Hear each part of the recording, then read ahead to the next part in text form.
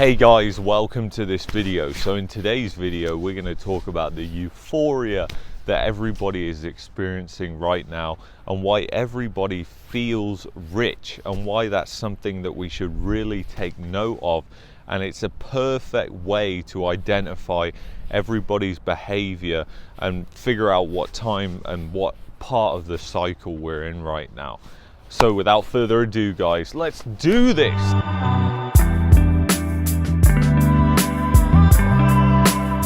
Alright guys, so I'm back. So we're talking about the euphoria, the psychology of everybody right now and why everybody feels rich and why that's something to take note of. You probably know many people who have dived into stocks. They own stocks and these were people that never traded or invested or anything like that before the pandemic. This is something that's boomed. It's not really being talked about. You see advertisements everywhere on YouTube, on Facebook, wherever you go. There is tons of ads saying join Wealthsimple, join eToro, join all these brokers and trade stocks with us. And right now it can be the worst time to buy stocks. If you look at the Warren Buffett indicator, the S&P 500 is incredibly overvalued. So right now you're paying way over the price to own the privilege of getting stocks. And we've also got lots of people who have bought these meme stocks like AMC, GameStop and all the rest of it. And then we've got all the people who own stocks like Tesla and other favorite retail investor stocks. And people feel like they're rich when they're seeing these gains on their portfolio. They are just feeling euphoric and rich, and that's why they're a terrible investor.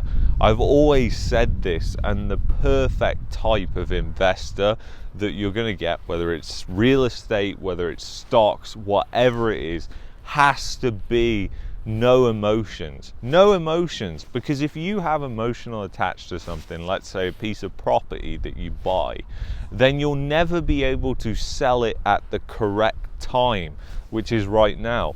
And a lot of people are selling their real estate. A lot of investors are selling their real estate right now.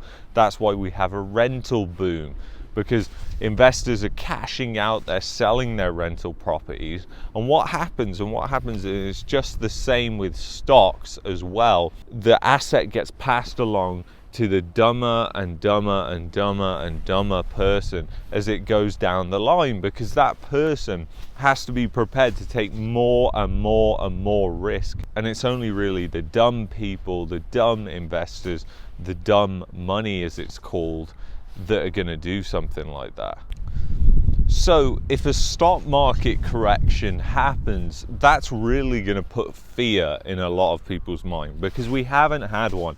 You know, I was trading through the crash of last year, and it was an interesting time to say the least, because indexes, they fell so fast. And then when I was buying stocks at the bottom, or as near to the bottom as I could get, I was thinking, you know what, I'm probably going to be holding these for 5 or 6 years. But I was actually shocked when it recovered so quickly. And then I got out way too early in effect, but I got out at the right place. And this is what people don't understand, is because you have to have an exit strategy. A lot of people might say to me, well, Luke, you got out too early. And that is true to a point, but that was my exit plan. If you're just waiting for new all-time highs, like at the moment, there's no market structure of where you're going to take your money out of the market, because you're at all-time highs. What reference point have you got from the past?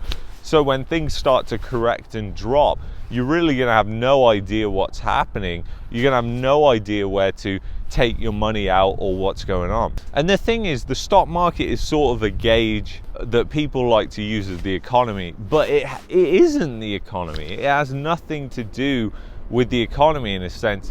it's financial markets. And the thing is, if a large stock market correction happens, which everybody is predicting is going to happen over this winter, there are tons of catalysts coming through, like the petrodollar collapse, like further lockdowns and economic collapse, further quantitative easing and hyperinflation.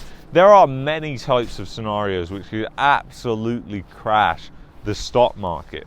But the thing is, nobody knows when for sure, just like nobody knows when the real estate market is going to crash for sure. And we don't know for sure because we don't know when these events are going to happen. It's impossible to predict. I'm not going to stand here and pretend I'm some type of genius. Like, people give these time windows, but really they have no idea.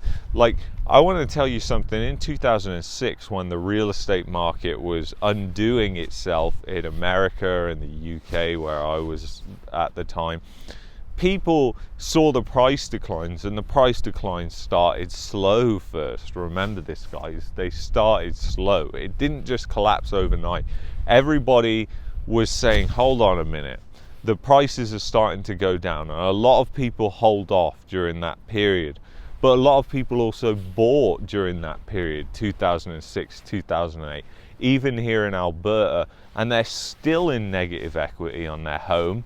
And look, we're in 2021, and that was 2008, and they're still in negative equity on their home. And that is something that people just don't understand. And the same thing can happen with stock. People can be in negative equity forever. I mean, if you look at some of these stocks that exploded during the dot-com bubble, as an example, some of the ones like Fuel Cell and Plug Power, if you look at Fuel Cell, for example, that exploded in value during the dot-com bubble, and it's never ever got back to those valuations that it had there. So if you bought during that dot-com bubble, you would have never seen a return. And that's exactly what we'll see with the stock market this time, because institutions and banks, they finally want to pass on all these stocks to the retail investor. The Hedge put an interesting article about this, and I'm going to put it in the description below, which is the retail investor is all in right now. The retail investor's all in, and they are ready to go. And it is something that's so interesting right now. The euphoria couldn't be higher. To be honest, look around, ask people, go, have you started investing in stocks? You know, what have you invested in? And the chances are it's going to be high risk assets, and they started investing during the pandemic. There's been a retail investor craze. And the thing is, the media, the banks who fund the media have given the idea that the retail investor has some power with these meme stocks like AMC, GameStop.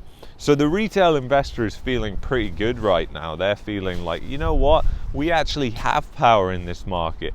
So if the market crashes, we'll just buy the dip and everything will be okay. That's not going to be the case. The retail investor just makes up such a small percentage of the market money that goes in. There might be volume because there's so many, but the fact is, the amount of money that they're putting in is just nothing compared to the institutions and banks. So anyway, this euphoria, when it ends, when the stock market does correct, when the tapering does begin, when whatever catalyst happens, and there has to be a catalyst in my opinion, guys, and this is something I want to get through to you. There has to be some sort of catalyst. In 2020, it was the coronavirus being declared a pandemic. It was everything shutting down. That was the catalyst. Now we've got to have another catalyst. Is that catalyst going to be the economy shutting down? The Federal Reserve can't do anything more. The markets are going to be going, we need more money. Everybody's going to be going, we need more money. And the Federal Reserve's just going to be like, I can't do it, because inflation is already way above their target, and in Canada it's even worse than that. So the thing is, that is a distinct possibility and something that could happen, and something that we should really be wary of, guys. So just bear that in mind. But this euphoria, it will end, and that will affect the housing market too. You know, when the stock market goes down, people don't feel rich anymore. They start to feel the opposite of rich because they're losing money. And most people don't have a clue what they're doing when it comes to investing. They don't know that you've got to have no emotions. You've got to have zero attachment to these things. We reached 100 subscribers, which I think is an amazing milestone, so thank you so much for subscribing. If you want to subscribe to the channel, hit my little logo on my head or whatever, just hover your mouse over it and hit subscribe. It's much appreciated if you like this content. So guys, I will see you in the next video. Thank you so much for watching. Take care, peace and love as always. Bye bye.